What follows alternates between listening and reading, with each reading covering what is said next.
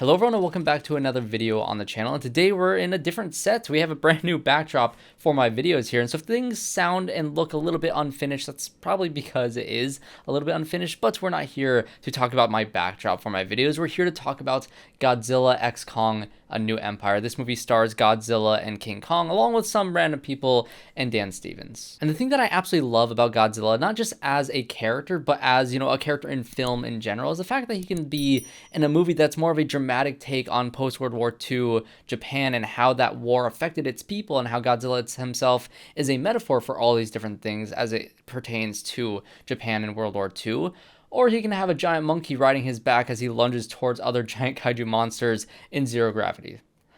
Yeah, he somehow works in both situations equally as well. So this is of course going to be a spoiler review for Godzilla x Kong: A New Empire. So if you haven't seen the movie and you're a fan of Godzilla and King Kong, you're probably already going to watch this movie without any recommendation from me. But if you're a fan of what these movies have been in the American version of the Godzilla films, in terms of, with Godzilla vs. Kong and Godzilla King of the Monsters, if you're a fan of what they're doing with this series, this one is no different from any of those, which means it has all the great, benefits of those sort of things, but also all the pitfalls of those very same movies. Okay, so I'm going to be breaking this video down into a couple different sections. And first, I want to talk about the human element of this film, because, when you're watching a Godzilla and Kong movie, you just kind of want to get past the humans really fast so we can get to the good stuff. So let's get through the human element in this movie, which, of course, stars Rebecca Hall as the main character, I'd say, of this movie, and her relationship with Gia, who was the girl who was from Skull Island, who had this connection with Kong in that last movie that was explored in Godzilla vs. Kong. And so we have these characters back in this one, along with Brian Tyree Henry, who is like the conspiracy theorist podcaster who nobody believes all these ideas that he has about Hollow Earth and about, all these different elements when it comes to the kaiju in this world. And you also have the introduction of a new character in this series, played by Dan Stevens, who is essentially a veterinarian for kaiju. Alright, so what is the role of these people in this film? Well, essentially you have Gia, who is having some sort of connection with these frequencies that are coming out of the Hollow Earth. She's being affected by these things. She's not fitting into school, and Rebecca Hall is extremely worried about her. So she goes to Brian Tyree Henry, says that she has this idea and that Monarch isn't really helping, and so they go to a facility where they find out that there's some frequency coming from Hollow Earth as like a distress signal, that somebody is calling them down there for some sort of reason. So they're going to get together, the whole team, with Rebecca Hall. You have Gia, you have Brian Tyree Henry, you have Dan Stevens coming along because he's the veterinarian who's going to heal Kong whenever he gets hurt, and you also have this other random guy who played Commissioner Savage in The Batman, who I was excited to see him because, for one, it's cool to see the Commissioner from The Batman in a movie, because he was a very recognizable voice and face in that film, and so he was recognizable in this one. Unfortunately, he gets eaten by a tree almost immediately, so this guy does not matter, along with the rest of these characters. But really, they're just going down to Hollow Earth because there is a mirroring storyline between Gia's character and Kong's character, where both of these people are considered to be the last of their kind. Kong is the last of these kaiju apes that came from Hollow Earth, and you have Gia, who is the last of her tribe, who is all wiped out on Skull Island, and she's the last surviving member of her culture, essentially. And that's a lot of weight on this little girl's shoulders, but their storylines kind of converge and kind of mirror each other in this film because they both find other people of their kind. Gia finds this tribe that's down in Hollow Earth that has, these prophecies about how a girl is going to come and reawaken Mothra, who is in this movie, which I did not know Mothra was in this film. And then Kong is also reunited with his kind, who is led by the Skar King, who is the villain of this film. And again, these two storylines kind of mirror each other and are essentially the main story of this film. And I will say that in terms of, Gia's storyline in all of this stuff, it very much seemed like the characters in this movie were just there to, lay out the exposition of why these things need to happen in the exact order that they need to happen in. And then you watch those exact domino pieces fall in the exact order that they said they needed to fall in order for the plot to wake up Mothra in the exact moment that Mothra needed to wake up. And it's pretty much laid out right in front of you, and it happens exactly as they said in all the exposition. And there's really no surprises at all here in the entire human element of this storyline, which is probably the most frustrating part about these characters in this movie, is the fact that they're really just there to give all that exposition, and nothing ever breaks that. There's no conflict with these characters that's going to cause a divide in their relationships. There's no conflict that's going to give them a moment where they don't think they're going to be able to succeed in what they're doing. No, they just figure out this is the prophecy. They have her go up this giant staircase and wake up Mothra, and Mothra wakes up without a hitch, and everything is just It's just all fine. That being said, I didn't absolutely hate all the human stuff in this movie because we do have Dan Stevens in this movie, who has worked with, the director on this film called The Guest, which you haven't seen that, you should definitely go check that out. That movie is pretty good. Along with, Dan Stevens is just great in Legion. I have a video out on Legion. That's one of my more viewed videos here on the channel, and why don't we talk about Legion anymore? Dan Stevens was so great in that show, and he was great in this movie as just the only person really who truly felt like he knew exactly what movie he was in. He's this veterinarian for kaiju, for one, which is absolutely ridiculous and over the top because this guy is flying this weird little ship and he's roping down to Kong's tooth and replacing it with a metal tooth, and it's completely bonkers and ridiculous. And he always shows up with a needle drop, and his hair is blowing in the wind, his Hawaiian t-shirt is there, he has sunglasses, he's just the coolest guy ever, and he definitely knows exactly what movie he's in. He's also probably the most helpful person in this movie because, when Kong gets hurt, he replaces his tooth. When Kong has his hand almost frozen off and has hypothermia, he was working on this giant, gauntlet glove that Kong can wear on his hands to be able to defeat like giant kaiju monsters that are more powerful than him because the plot needs him to heal his hand after he gets hurt. It's completely ridiculous. He teleports wherever he needs to be to get the stuff he needs to help these characters, and it's such a cartoon.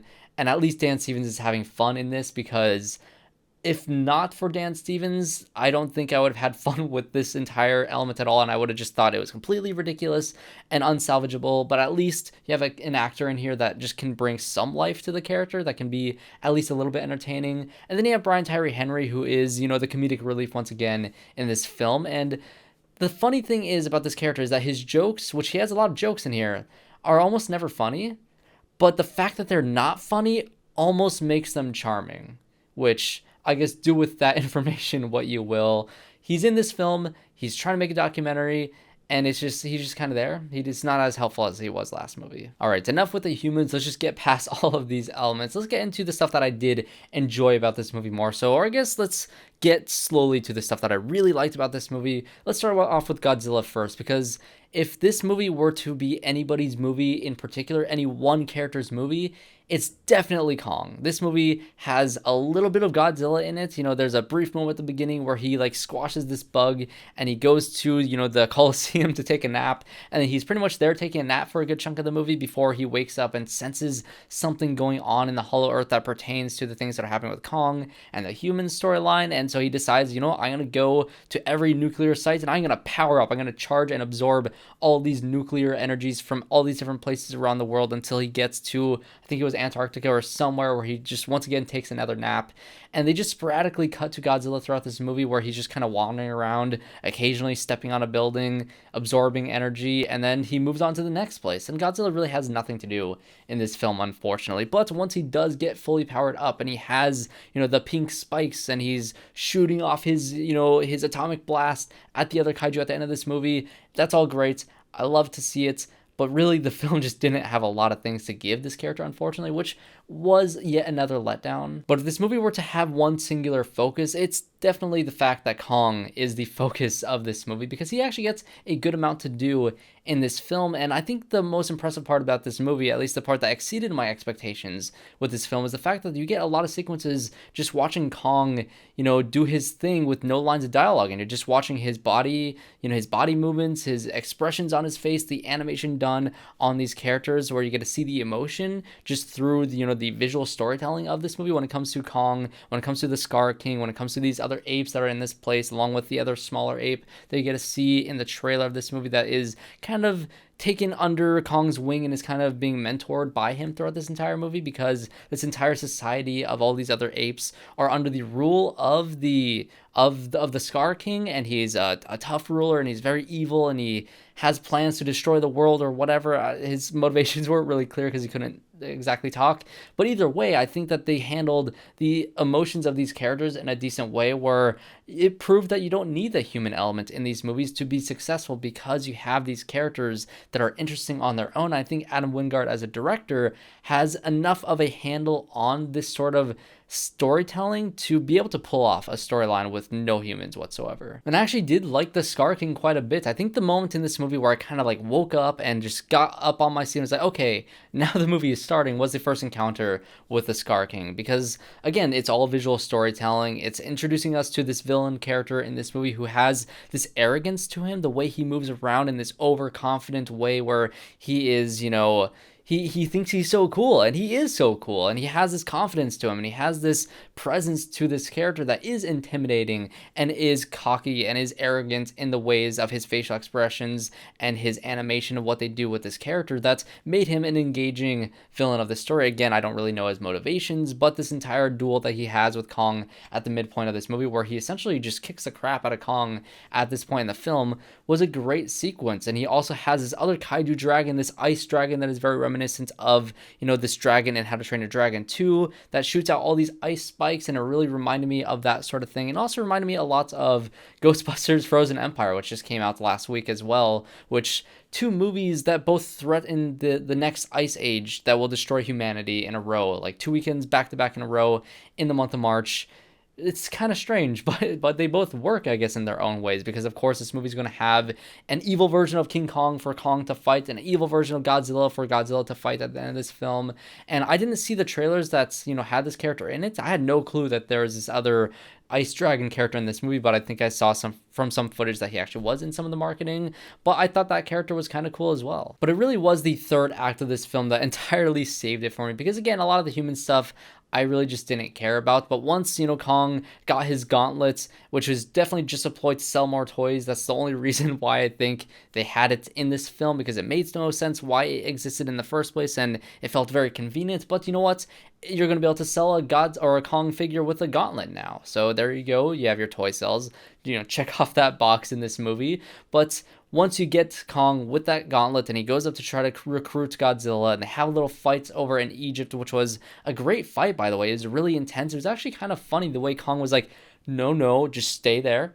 Don't charge. And then Godzilla charges. He's like, great. And now he has to fight this character again, which was, again, a very tense sequence. And once Gia was able to wake up the Mothra character in the Hollow Earth, and Mothra breaks through, and Godzilla realizes that, oh, there's Mothra, so maybe Kong is a good guy. And it feels very much reminiscent to Batman vs. Superman, where instead of Martha being the cause of Batman stopping fighting, Superman, it's Mothra. It's very similar, and I think it's hilarious. But whatever, now we have Mothra, we have Kong, we have the little mini Kong, and then we have Godzilla going down to the Hollow Earth to fight King Skar, or the Skar King, and then the other kaiju. There's so many names in this that I'm struggling with right now. But either way, it's basically just a full-on kaiju battle between all these different monsters by the end of this film, which was as epic as you'd think it'd be for a multi-million, like $100-200 million Hollywood blockbuster movie that is extremely fun to watch on screen. I think the most fun part about this was there's some things that the humans do to make gravity flip up, and it's zero gravity for a little while in Hollow Earth, and they're kind of like launching off of different boulders that are flying through the air, and it is completely ridiculous. It is so fun to watch. I think if you watch this movie in IMAX like I did, I actually watched it in IMAX 3D, which is pretty fun. It just makes it fun and worth it to see it in the theater. And of course, eventually throughout this fight, they're all going to fall through the portals, and they're going to end up back on the surface in Rio, and you're going to have that ice dragon just like freezing through everything, all these people that are running on the beach, which again is very reminiscent of what we just saw in Ghostbusters Frozen Empire, but this time with giant dragons and kaiju monsters, which is just a lot of fun. And for the first time really in this entire movie, you get to see the scale of these creatures, because when they're just in, the Hollow Earth, they kind of just look, not necessarily that they look small, but they just don't have that sense of scale that you get when they are, next to a giant skyscraper, where you can tell that's how big a human is, that's how much a building is, and that's how big these kaiju are. Because once they're finally in the city, you feel that scale, and you get to have fun with that action sequence at that point in the movie. And, really it's just, that's what you want to go to this movie to see. You want to see the giant kaiju battles in the third act. You want to see that duel with Skar in the second act. You want to see all those moments happen throughout this movie.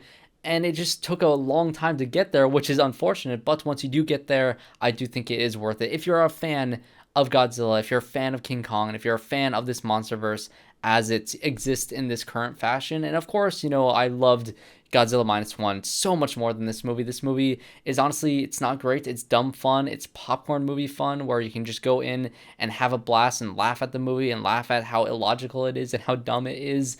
And then you go watch Godzilla Minus One and you experience something that's actually going to make you cry and it's going to be a deep exploration of all these characters. That's not what you're getting in this movie whatsoever. But like I said at the very beginning of this review, that's the great thing about these characters, that they can work in a serious environment and they can work in a completely goofy, cartoony environment, and you can have fun with it either way. So that is going to be my review, my spoilery thoughts on Godzilla, Kong, A New Empire, or whatever this movie is called.